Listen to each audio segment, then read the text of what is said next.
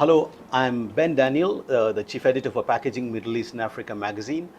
And it's a pleasure to be here with Priya Sarma, who is the chair for the Circular Packaging Association. Hello, Priya. Hi, Ben. Pleasure to see you. Such a pleasure. Thank you for the opportunity. It's a pleasure to see you and to hear from you some of the wonderful things that this new association has been doing.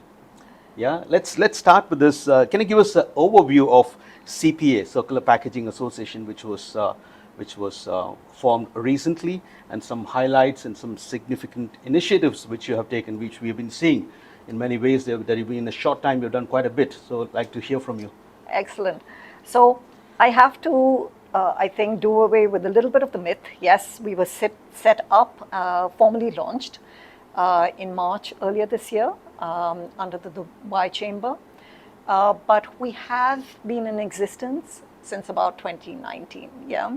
So the Circular Packaging Association, let's say in its earlier avatar, was just an alliance of companies that came together in January 2019 because we felt this was an increasingly important agenda to drive packaging circularity. And so what we did at that point is there were about 10 of us who came together. We also conducted an MOU with the Ministry of Climate Change and Environment, signed an MOU with them to gather their support. And in 2019, essentially what we did is we conducted a proof of pilot along with a full study to showcase the fact that circularity has a strong business case. Yeah? Sure. And the key finding of that study was that if we were just to look at the cost of recycled material, packaging material, the incremental value to the UAE would be about 800 million AED per annum. That is the difference between virgin and recycled packaging material. So that is really the business case that got us going. But additionally, we did a proof of pilot, like we mentioned, in Abu Dhabi to show that circularity works. Yeah, we took waste material, packaging waste material from the landfill and from some other sources and converted it into logistic materials that our members bought back. They bought it, paid cash, bought it for use within their supply chain.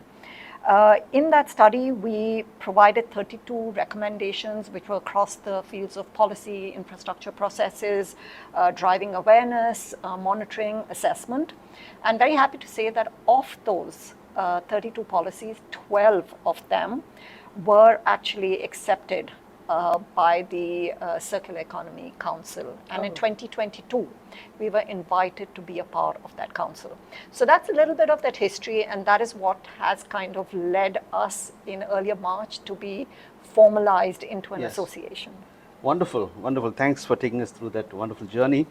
Moving on, we have COP28 coming up, and it's such a great honor to have it within the UAE this year. Yeah, and speaking of sustainability, and also this year, 2023 is the year of sustainability for the UAE, right?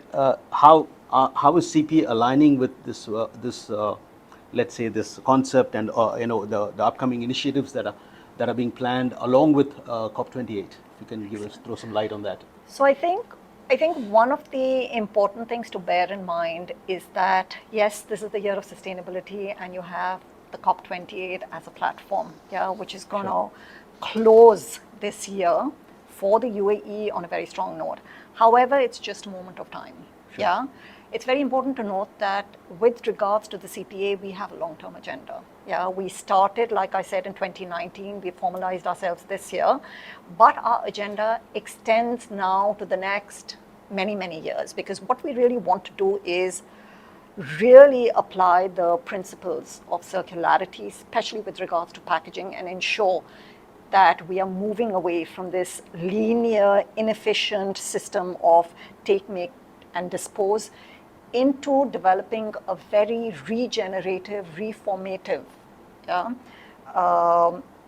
system that will really positively impact not just businesses or society, but also communities and all stakeholders.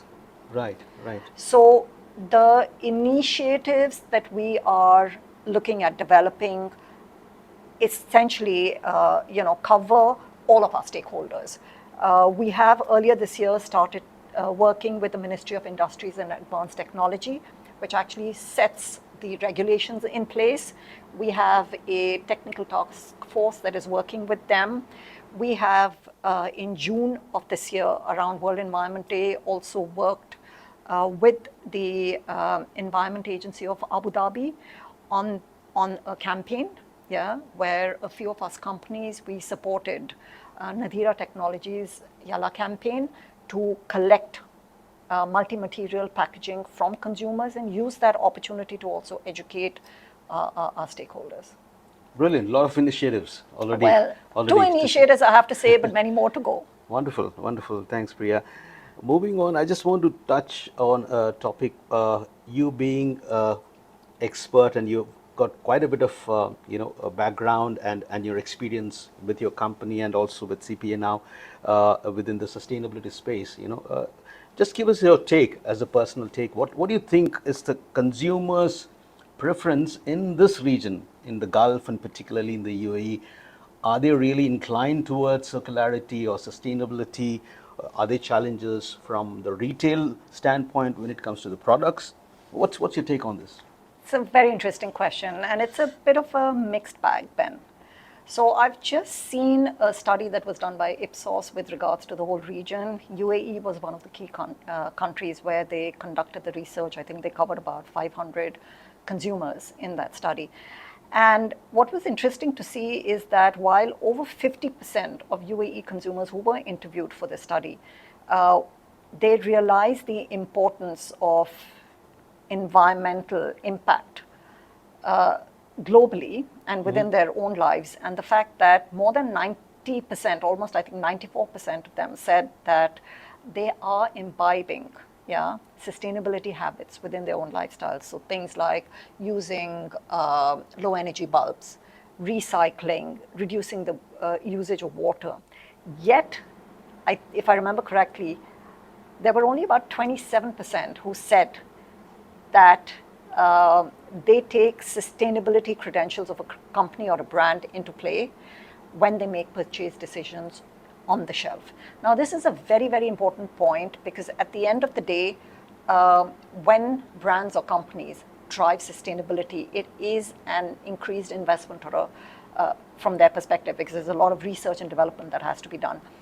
But at the end of the day, if consumers are not willing to take that into play when they make purchase decisions, then it tends to become problematic.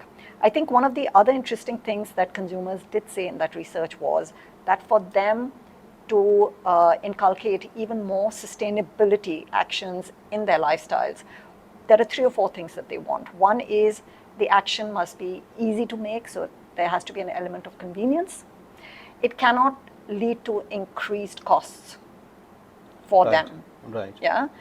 The third is there has to be some element of motivation to get them to drive that habit. And then the fourth is if there is a regulatory requirement. Oh, yeah, that's Yeah. so important. So I think these are very strong insights that brands and companies have to take into play when we decide how do we engage our consumers and customers on shelf. Brilliant. Okay. Thanks. There's a very important part that we have to address now. We are speaking about brand owners and converters taking thought to action. Let's say they've done quite a bit. A lot of action has happened in terms of, we have been speaking about circularity all these years, and some of the companies, real kudos, they've done quite well in taking thought to action. They've really implemented and they've gone in that direction, which is great. This is all happening with brand owners and converters and manufacturers of packaging. But things can much more speeden, or let's say it can be much more quicker with the influence of regulation or compliance policies. I know quite a bit is happening, and you're closely working with the government. So if you can just touch some points on that. Thanks, Ben. So I think regulation is absolutely key because it gives confidence to the entire industry of action that is coming up. And this is extremely important because it requires very high levels of investment, be it brand owners who have to put in a lot of investment to drive R&D with regards to existing packaging, or even to bring up new business models that will continue to drive growth. It requires investments from companies, infrastructure development, so waste collectors. It does require increased investment from converters. And these are very, very large investments Sure. that I'm talking about. So Sure. regulation is an underlying key imperative that we need to put into place to drive collective endorsement of where we want to go, Sure. yeah, especially with regards to material circularity. And I'm really happy to say that earlier this year, the Ministry of Industries and Advanced Tech, MOAT again, they actually announced the use of recycled PET for bottled water, and that was then extended a few months later to food and beverage, other food and beverage, so food grade recycled material into food and beverage packaging. Perfect. And of course, we are now going to be working with them to extend it into beyond PET into other materials. So be that HDPE or PP or whatever other materials that are there. So I think that is the one thing. And then, of course, working with them on the implementation of everything that we're doing. It's one thing to put regulation into play. The other is to ensure it's correct understanding from all key players and then start putting it into implementation and then monitoring it.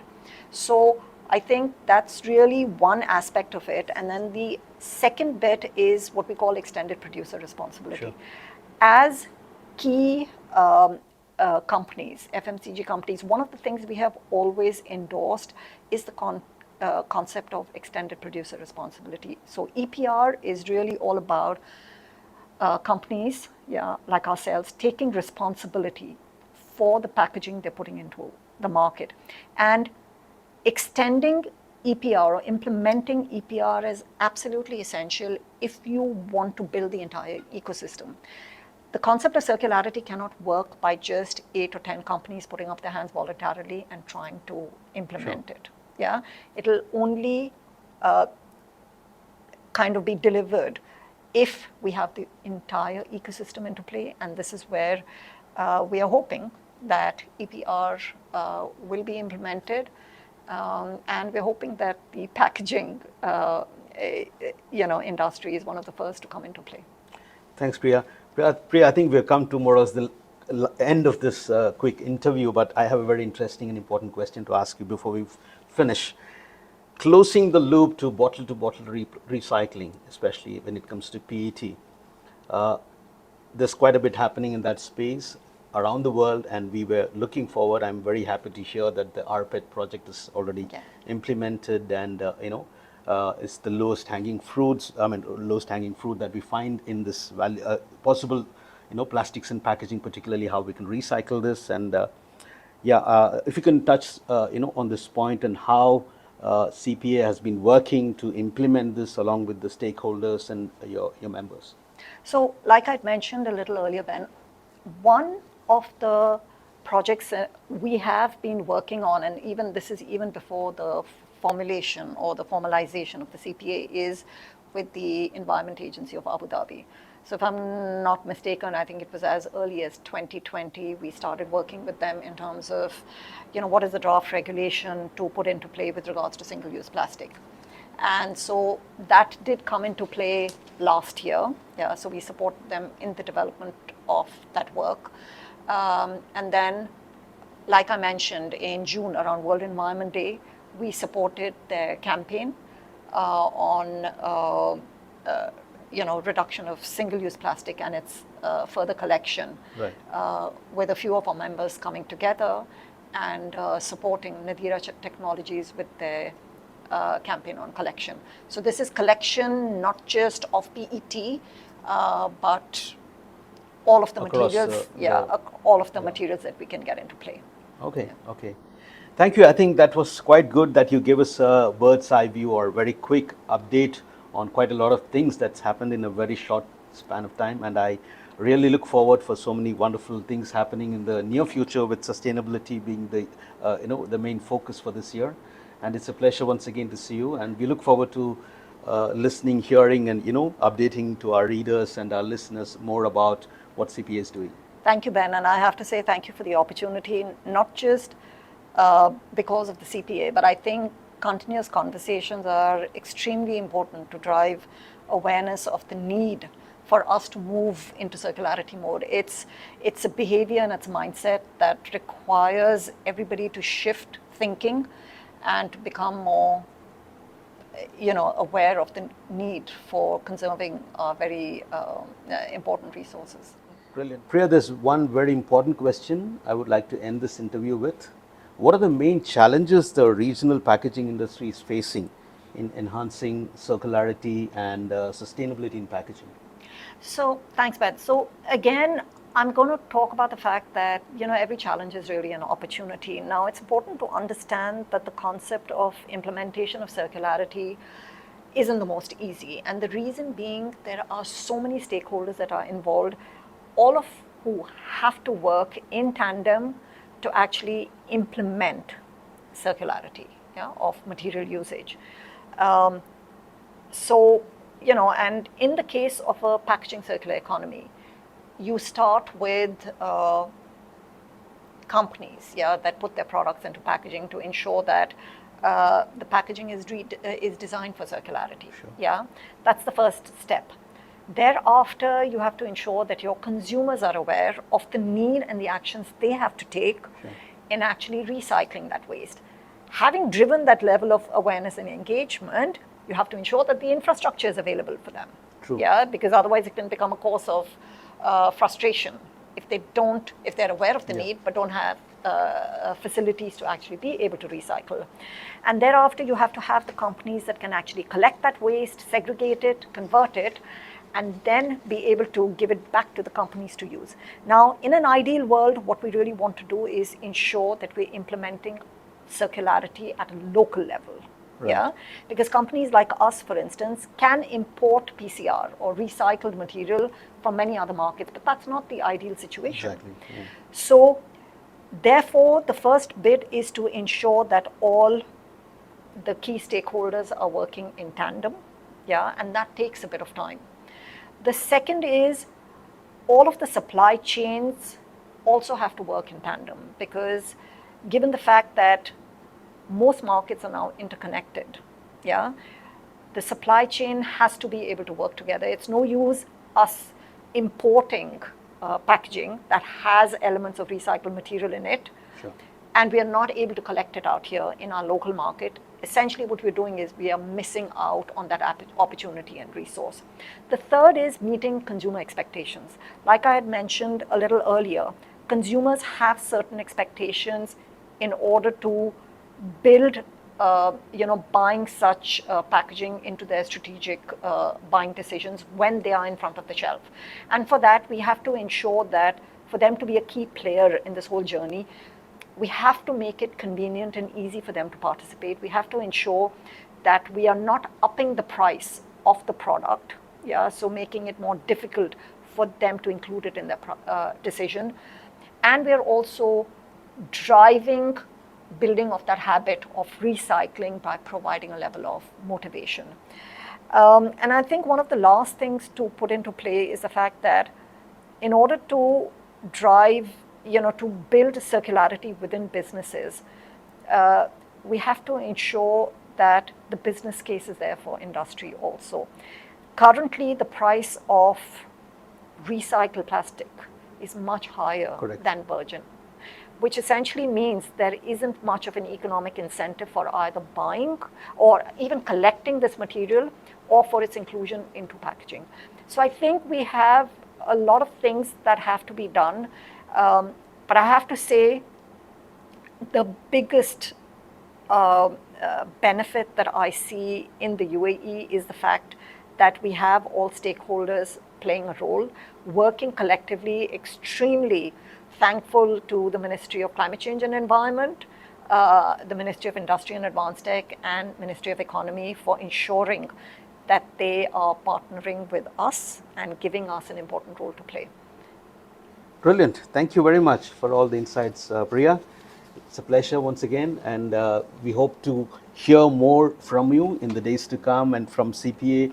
And this year being the year of sustainability, I'm sure that this is going to work out as a good start for the future.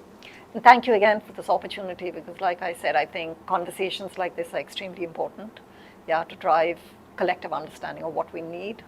And thank you for the opportunity. Pleasure. Thank you very much.